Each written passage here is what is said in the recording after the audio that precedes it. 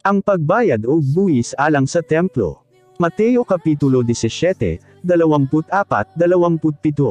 Sa pag-abot nilang Hesus didto sa Capernaum, giduolan si Pedro sa mga maninangil og buhis sa templo ug gipangutana, nagbayad ba ang inyong magtutudlo og buhis alang sa templo? Mitubag si Pedro kanya, oo, nagbayad siya.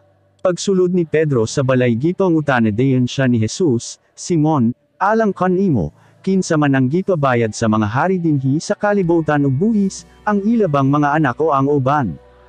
Mitubag si Pedro, syempre ang uban. Anya mingon si Hesus, kon mao kana, nagkahulugan kini nga ang mga anak dili kinahanglan nga mobayad. Apan kon dili kita mobayad, basig mahiubos sila kanato. Busa adto sa dagat ug pamingwit. Abrehi ang baba sa unang isda nga imong makuha ug makita mo didto ang kwarta nga angay natong ibayad alang sa buhis natong duha. Kuha ang kwarta ug anya ibayad sa mga nanangil og buhis alang sa templo.